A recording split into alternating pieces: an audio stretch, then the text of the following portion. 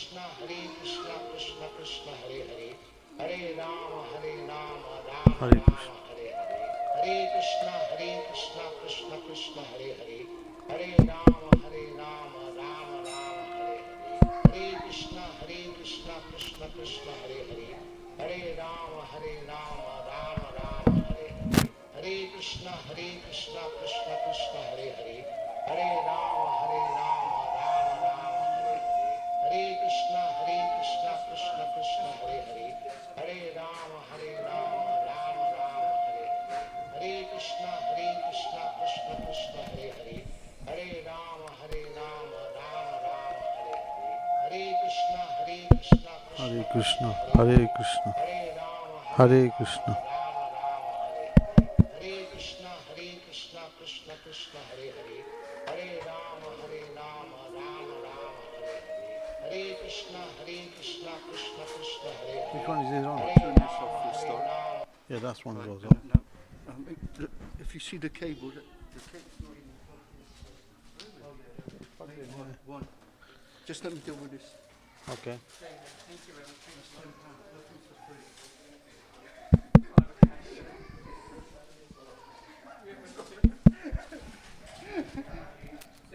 Which volume is it on?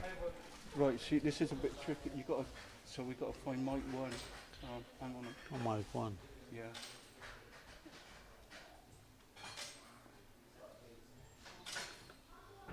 Try that now. Hare Krishna. Try mic two. Gauranga. It's mic.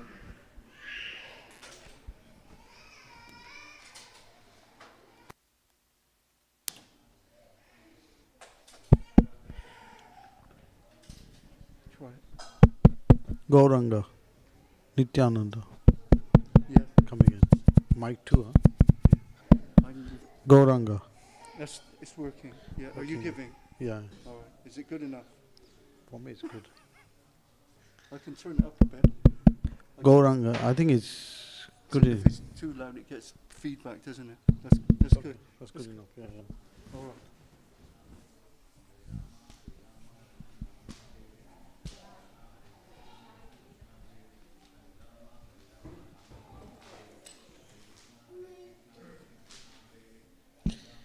There's going to be a Bhagavad Gita class now, so you can all sit on this side.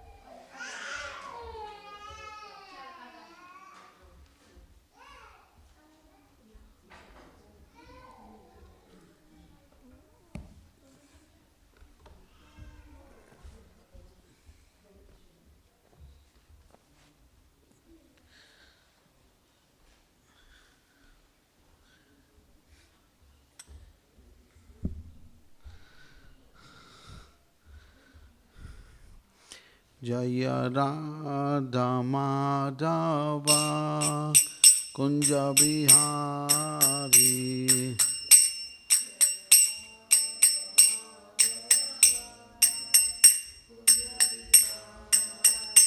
Jaya Radha Madhava Kunja Bihari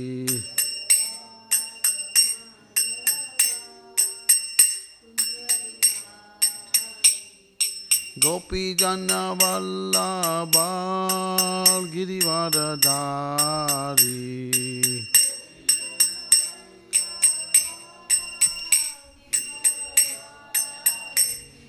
Gopi Jana Vallabha Girivardhari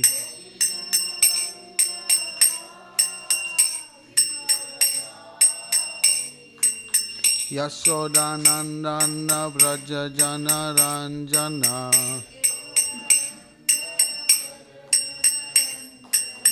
Yashodanandana Vraja Jana Ranjana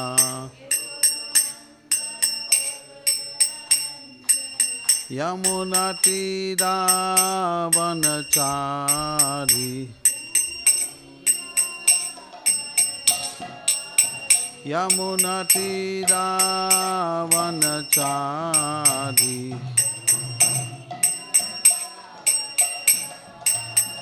Jaya Radha Madhava Kunja Bihari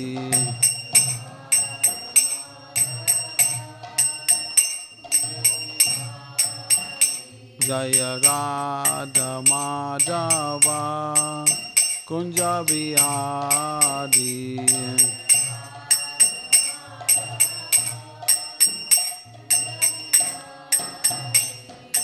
Gopi Jana Vallabha Girivardhari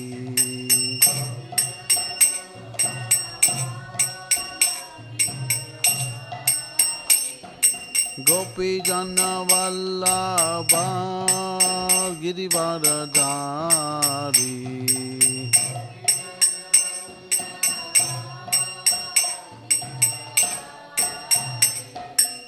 Yashodanandana Vraja Jana Ranjana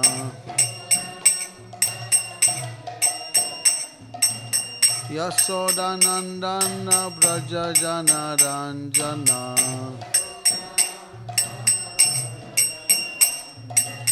Yamunatira Vanachari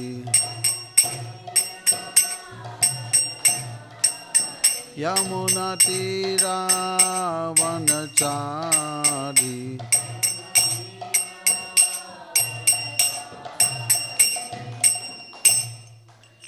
Antarashima Bhagavad Gita ki Anantakoti Vaishnavinda ki Srila Prabhupada ki Samveda Bhaktivinoda ki Om Namo Bhagavate Vasudevaya Om Namo Bhagavate Vasudevaya Om Namo Bhagavate Vasudevaya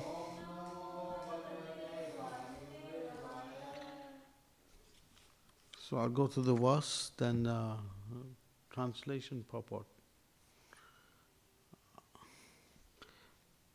Do any of you have Bhagavad Gita? You don't have, right? So I'll just go through it myself, then I'll speak. Kavim Puranam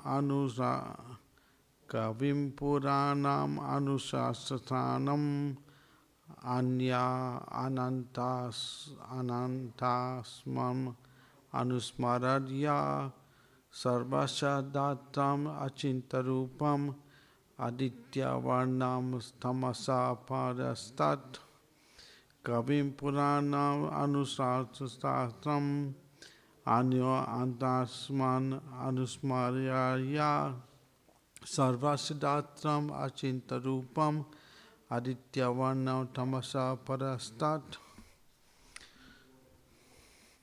So I'm going to go for the word for okay.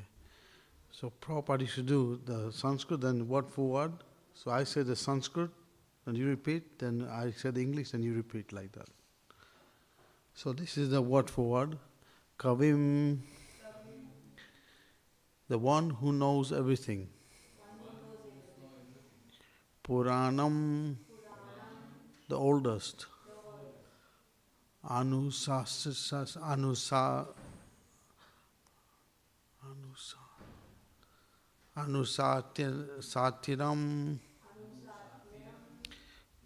the controller. Ano, then the atom. Anantasman, smaller. Anusmarat, always thinks of. Ya, one who. Sarvasya, of everything. Dataram, maintainer. Achinta, inconceivable. Rupam, whose form. Adityavarnam, luminous like the sun. Tamasa, to darkness. Parastad, transcendental. So translation in Srila Prabhupada's purport. One should meditate upon the Supreme Person as the one who knows everything, as he who is the oldest, who is the controller, who is smaller than the smallest, who is the maintainer of everything, who is beyond all material conceptions, who is inconceivable, who is always a person, and is luminous like the sun, and he is transcendental beyond this material nature. Srila Prabhupada's purport. The process of thinking of the Supreme is mentioned in this verse. The foremost point is that he is not impersonal or void. One cannot meditate on something impersonal or void. That is very difficult. The process of thinking of Krishna, however, is very easy and factually stated herein. First of all, the Lord is Purusha, a person. We think of the person Rama and the person Krishna. Whether one thinks of Rama or of Krishna, what he is like is described in this verse of Bhagavad Gita. The Lord is Kavi, that he knows past, present and future, and therefore he knows everything. He is the oldest personality because he is the origin of everything. Everything is born out of him. He is also the supreme controller of the universe, and he is the maintainer and instructor of humanity. He is smaller than the smallest. Living entity is 1/10,000th part of a tip of a hair. But the Lord is so inconceivably small that he enters into the heart of this particle. Therefore he is called smaller than the smallest. As the Supreme, he can enter into the atom and into the heart of the smallest and control him as a supersoul. Although so small, he is still all-pervading and he is maintaining everything. By him, all these planetary systems are sustained. We often wonder how these big planets are floating in the air. It is stated here that the Supreme Lord, by his inconceivable energy, is sustaining all these big planets and systems of galaxies. The word Anchinta, inconceivable, is very significant in this connection. God's energy is beyond our conception, beyond our thinking or jurisdiction, and therefore called inconceivable, Anchinta. Who can argue this point? He provides this material world and yet is beyond it. We cannot comprehend even this material world, which is insignificant compared to the spiritual world. So how can we comprehend what is beyond? Achinta means that which is beyond this material world, that which our argument, logic and philosophical speculation cannot touch, that which is inconceivable. Therefore, the intelligent persons avoid useless arguments and speculations, should accept what is stated in the scriptures, like the Vedas, Bhagavad Gita and Srimad Bhagavatam, and follow the principles they set down. This will lead one to understanding. Oma Gyanti Mandasya Gana Gana Salakaya Chaksurmilitam Tasmai Shri Guruvai Namaha Sri Chaitanya Mano Vistam Stapiramena Bhutale Swayam Rupa Karamayam Dati Swaparantikam Namo Vishnu Padaya Krishna Pasaya Bhutale Srimati Bhakti Vedanta Swami Tinamale Namaste Saraswati Devi Gauravani Pachayani Visheshwanari Pasta Chayastani. So,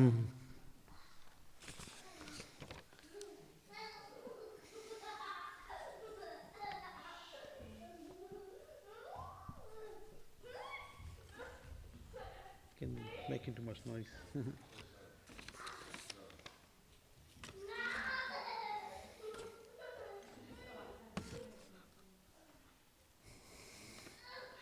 So we can see in other religions they say God is powerful,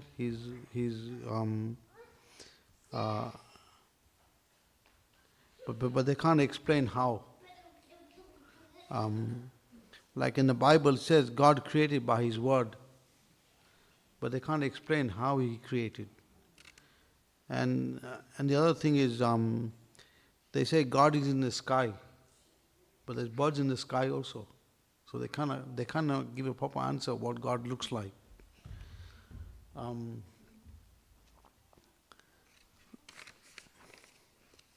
So in the Chaitanya Charitamrita, in discussion with Chand Kazi, Srila Prabhupada explains in the purport that the Bible and Quran are temporary scriptures, that they are not eternal scriptures. The eternal scriptures, like Prabhupada mentions here, are the Srimad Bhagavatam and Bhagavad Gita. And there was an interesting insight with Bhaktivinoda Thakur. One time he mentioned how if you're drowning in the ocean and you're holding on to three books, Bhagavad Gita, Srimad Bhagavatam and Chaitanya Charitamrita, first you should let go of the Bhagavad Gita. Then if you can't, then you should let go of the Srimad Bhagavatam. But you should hold on to the Chaitanya Charitamrita. Because Chaitanya Charitamrita has got everything in it. Because Krishna is coming as Lord Chaitanya, He's showing the way how we can practice the Bhagavad Gita and live the Srimad Bhagavatam. So within the Chaitanya Charitamrita, everything is there. So there's no loss. So even in Lord Chaitanya's pastime, He showed when Lord Chaitanya came, it says all the leaders of the higher planets and lower planets, so the demigods and demons came to take His darshan.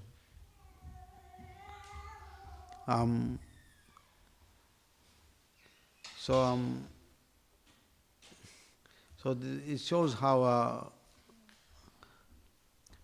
Prabhupada explains, just like a diseased person has symptoms, a rich person has symptoms, so even Krishna God has certain symptoms. You can define God by His symptoms. So Prabhupada said, if someone has all six opulences at one time, then you can understand that He's God. So in this world, someone may have one opulence at one time, but no one can claim he got all six opulences at one time. So so the material creation is just 1/4 of Krishna's creation. So we see the picture on top here. This is a picture. The Mahavishnu is lying down, and in one corner of the universe is the Mahatattva is manifest. Mahavishnu is lying down. Unlimited universe is coming out of his paws. That's just 1/4 of the God's creation. 3/4 are in the spiritual world.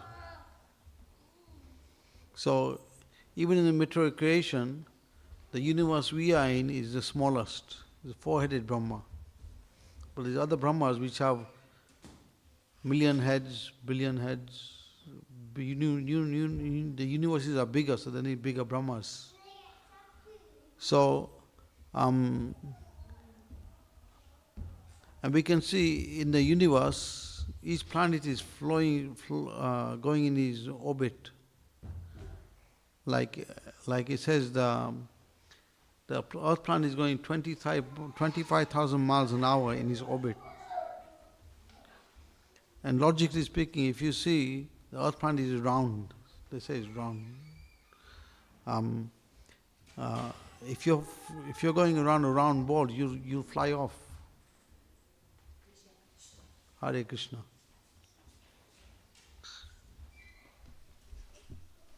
So, but we can see Krishna's arrangement is perfect, that the law of gravitation is keeping us to the ground.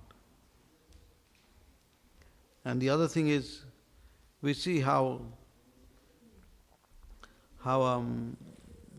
even our eating is beyond our control. We don't know how the food is digesting, but it's being digested.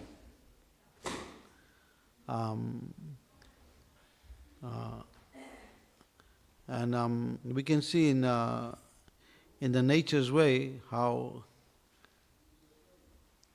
we are being looked after by the nature. How do you say? The seasons are changing. Rain is not coming at the proper times. The sun is coming. So Prabhupada gives his argument. He says, without the sun, without the fire of digestion in the stomach, and without the fire in general to cook on, no one can survive in this world. So we can see from that how ultimately Krishna is looking after us. He's looking after everybody.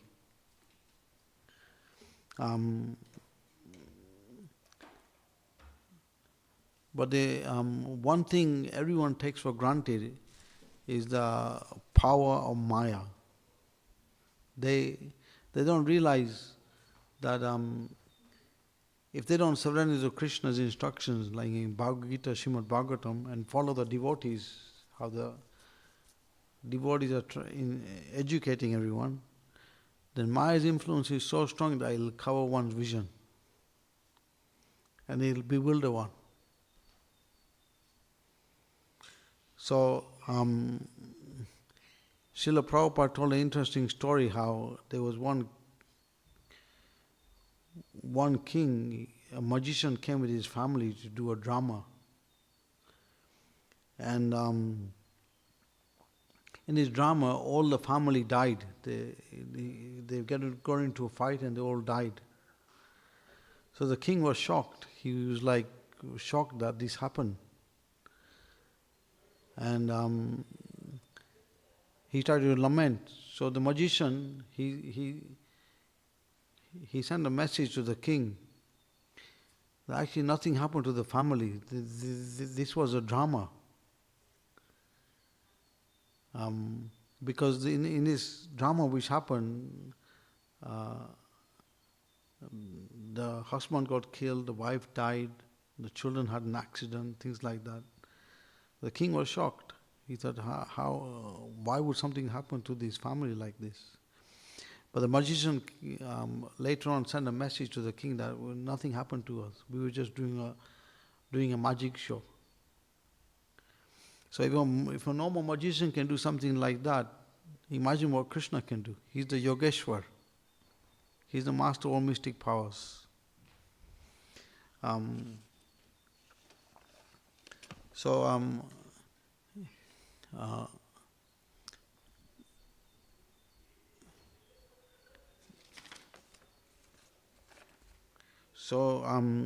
Krishna's coming to this world is to actually reclaim us back to him. Krishna feels our suffering. Prabhupada gives an example. He says, just like the finger on your body, if any feels pain, the body feels the pain. So our connection to Krishna is also very intimate. It's like that. It's like the finger attached to the body. So Krishna feels our suffering. But because we are not ready to surrender to his instructions, then Krishna allows the suffering to happen, to rectify our behavior. And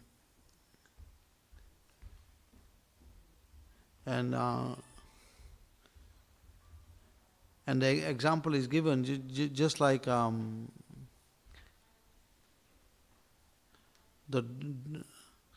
the mother will not chastise the daughter directly, but she'll chastise the daughter-in-law.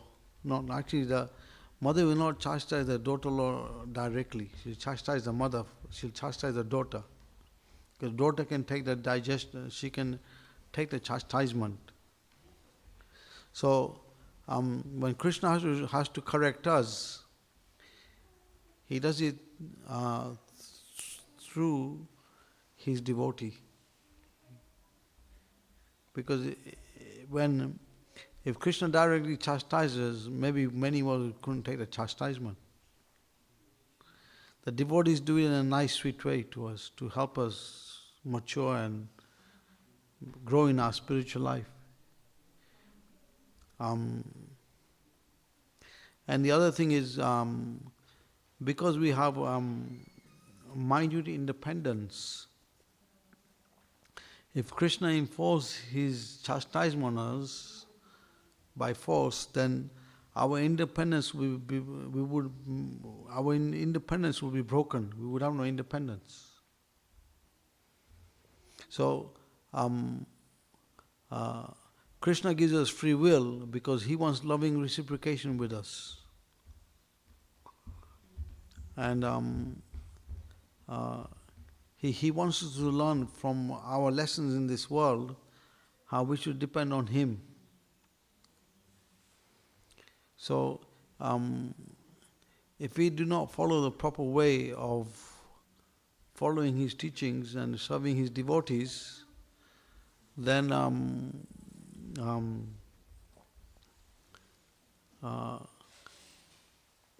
we will learn the hard way.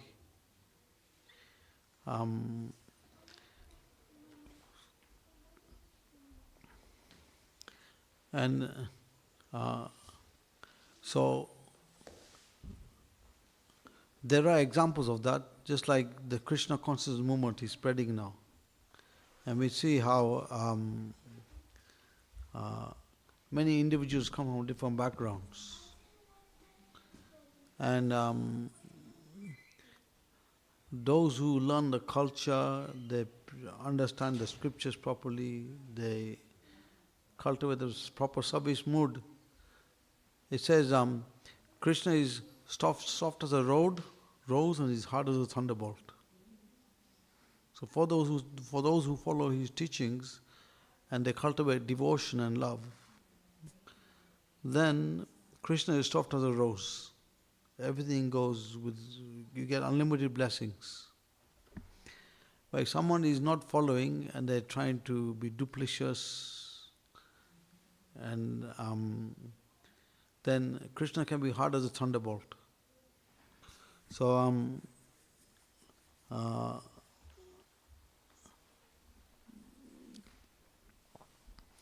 there's one example of that. Srila Prabhupada comments on the story of Indira Gandhi and her. She had two sons, Sanjay, and there were two of them. So in his letter, Prabhupada comments that in the history of India, it's never happened where a prime minister has been pulled down so quickly. Because Indira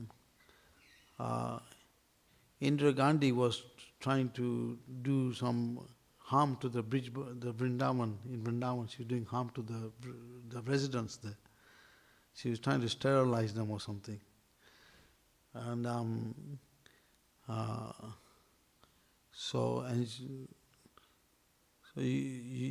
one cannot do harm to the residents of the Dham because they're Krishna's intimate associates. So then immediately soon after that, she got shot by her own countrymen. And Sanjay had a plane crash.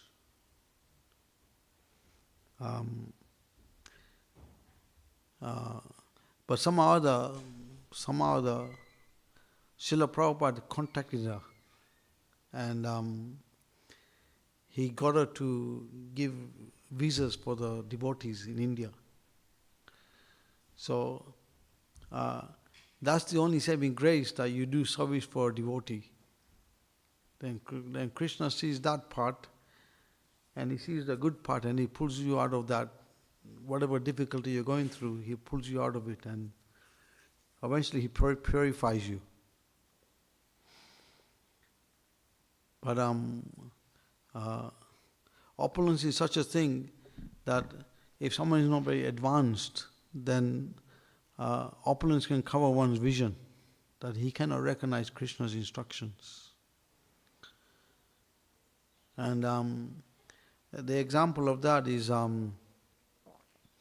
Indra, how when Naraksura, he stole the earrings of Aditi, and he took the Mandara mountain, which was belonging to the demigods.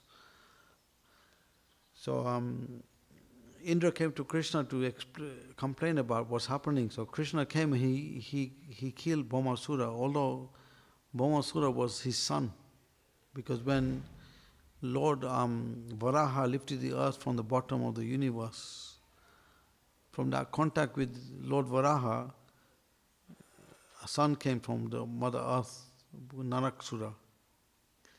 So, although he was Krishna's son, because he took bad association of some demons, he became a demon. So then Krishna killed him. So then Krishna is going back to Indra to give him back the earrings of Aditi, and giving back the Mandara mountain and everything.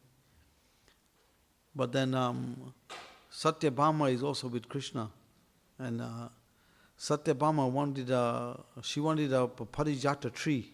Well, she wanted what Rukmini had, a parijata flower, but Krishna said, why take a flower, take a tree. So then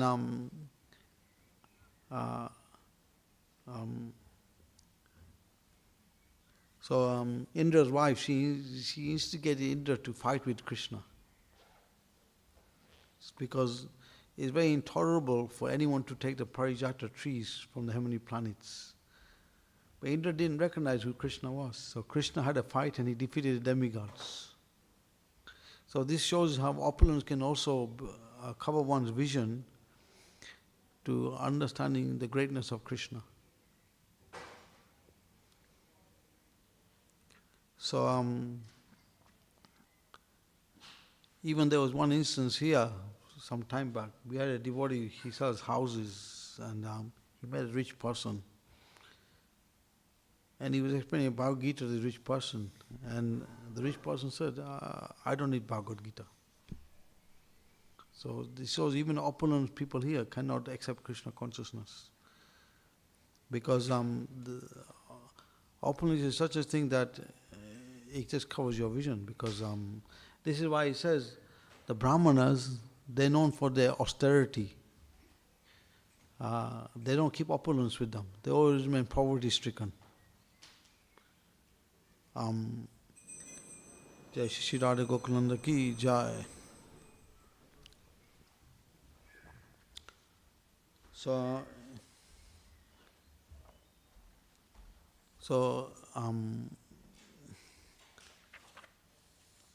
one time Lord Brahma, he came to see Krishna in Dwarka, and he thought he was the only Lord Brahma. So when he came to the palace of Krishna, knock on the door. So the guards asked,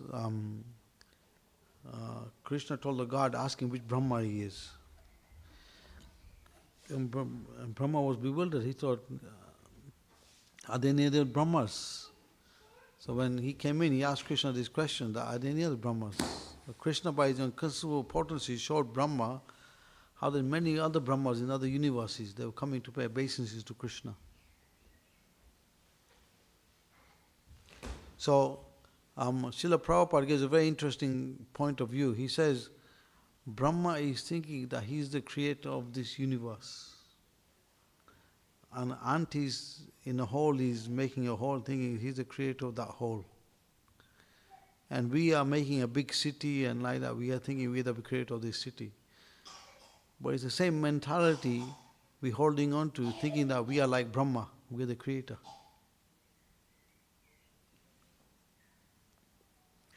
So we have to come to the understanding that we have to use everything for Krishna's pleasure. So even Bhaktivinoda Thakur, he prays in one of his songs that I don't want to become a Brahma who's averse to you. I prefer to take birth as an insect in the house of a devotee and serve, and in this way serve that devotee. So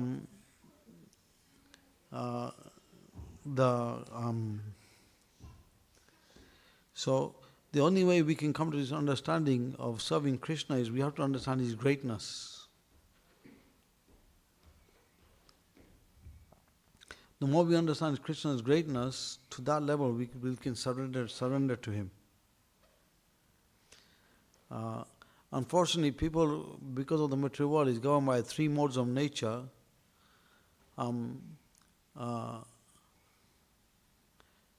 People become dependent on their work, their bosses, the money which is coming in.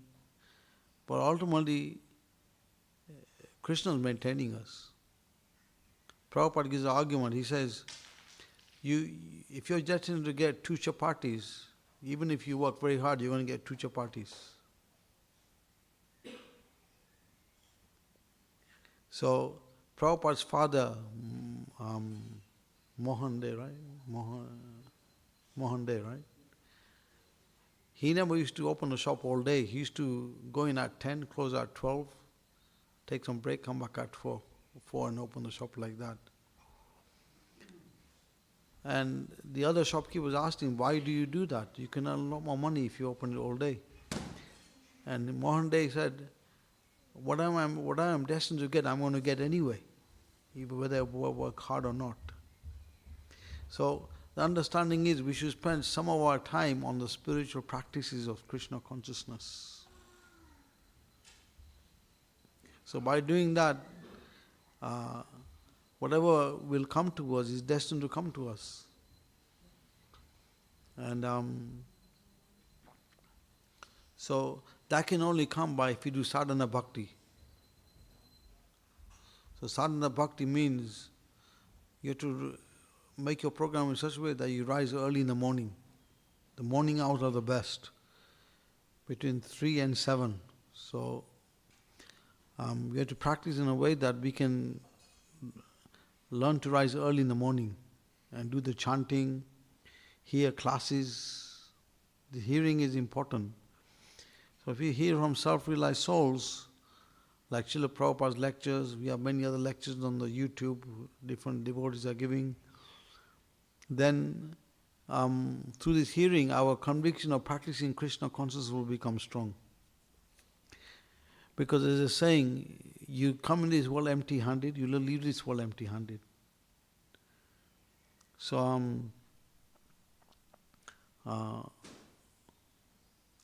and even everything we're going through in this world is all temporary.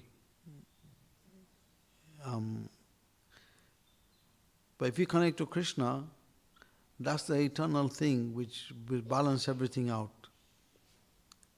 So Prabhupada said in one of his lectures, he said, people think that family, society, friendship and love is the real thing which will help them in their life, which will help them in the next life. But the reality is different, because all these things will disappear in time. But if we put Krishna in the center, we serve the devotees, this will stay with us. And this will help us in this life and the next life. So we can see even with Lord Brahma, he's praying to Krishna like this. After Krishna showed him his mystic power, Brahma was trying to do his mystic power in front of Krishna by stealing the cowherd boys and the cows. But Krishna showed him a higher mystic power, where he manifested himself as a cow and cowherd boys.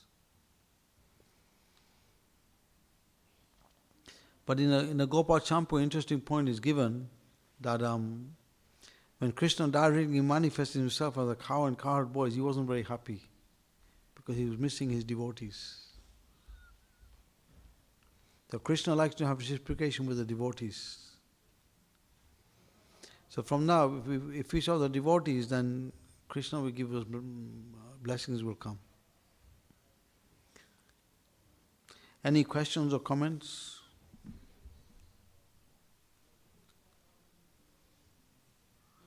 Actually, I got a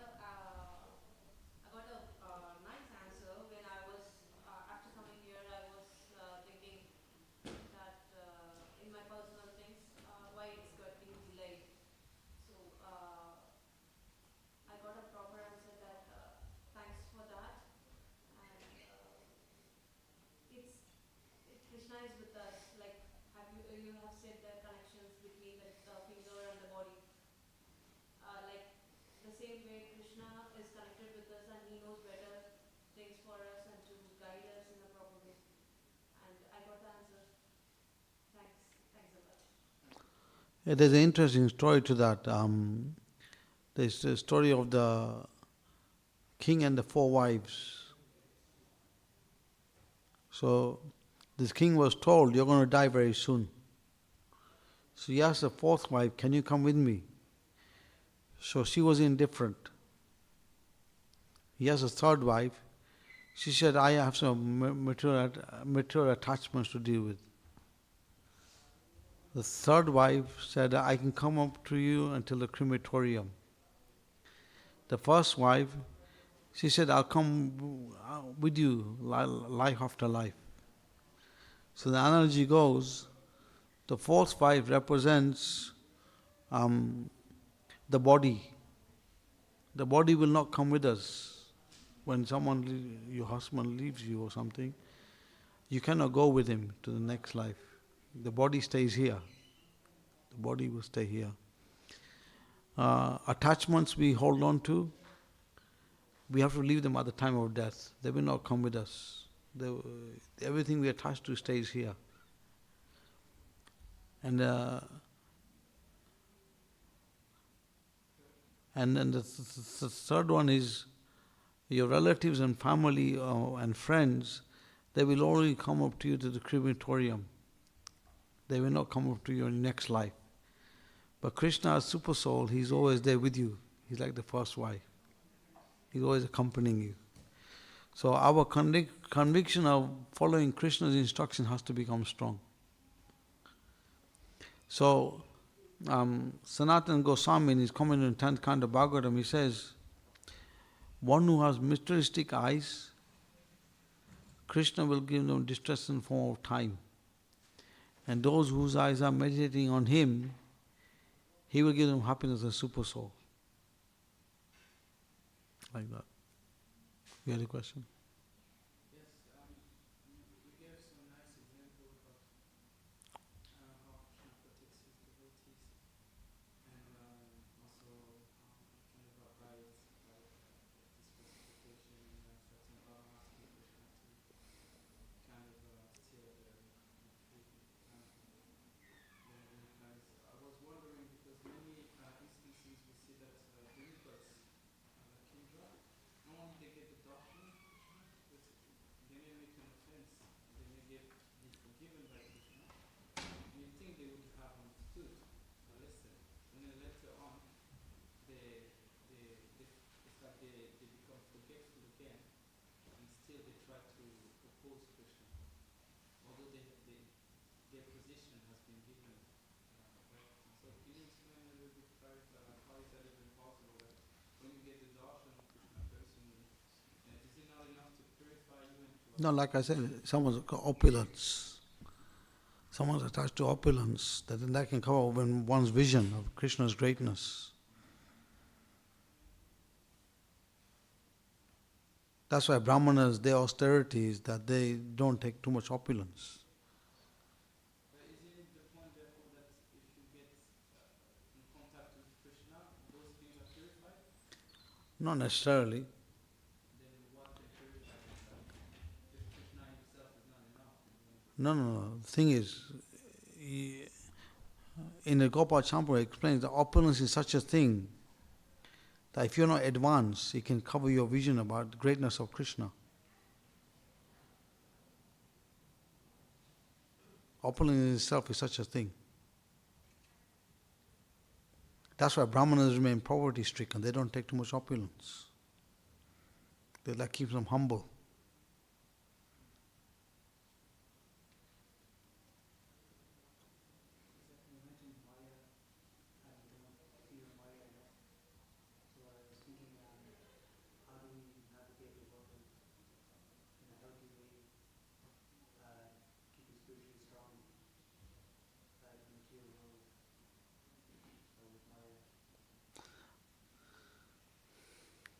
Well, the thing is, one has to see one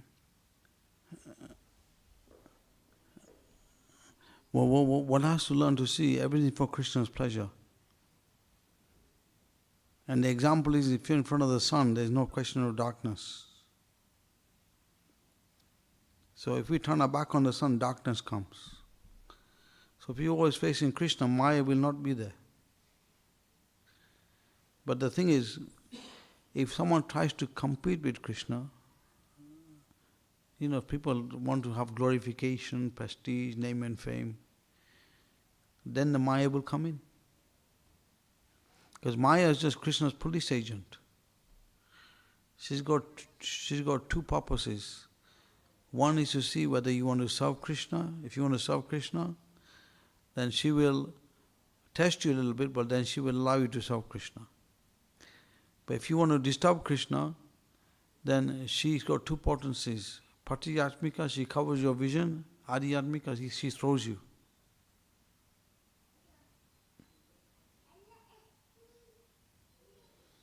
So this is it.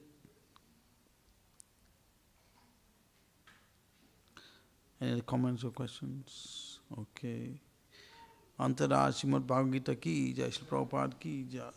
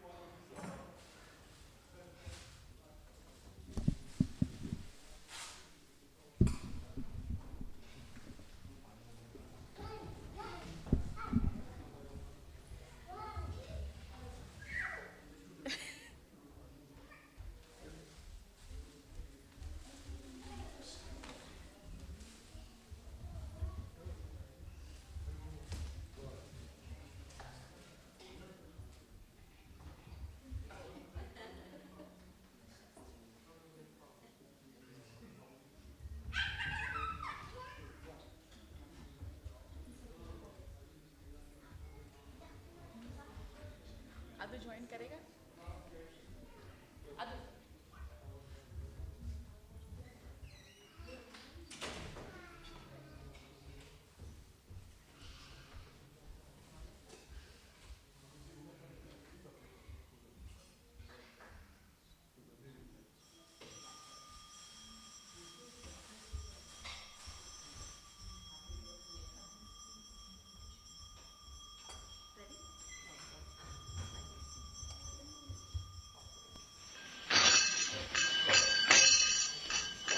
Shri Krishna Chaitanya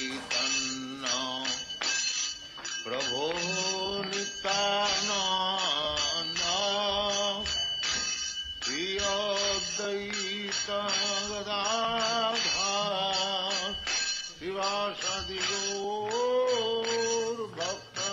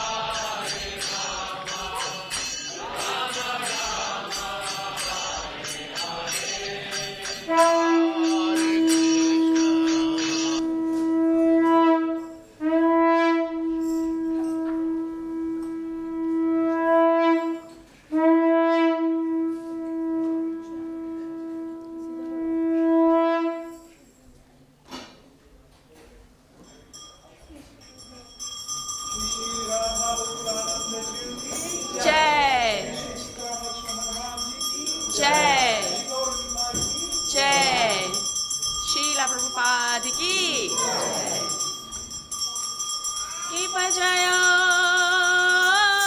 Jai गौरचन्द्रे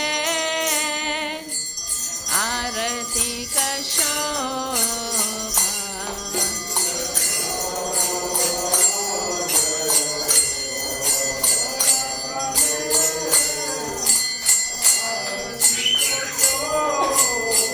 Shiv Jai Jai गौरचन्द्रे Aarti Shobha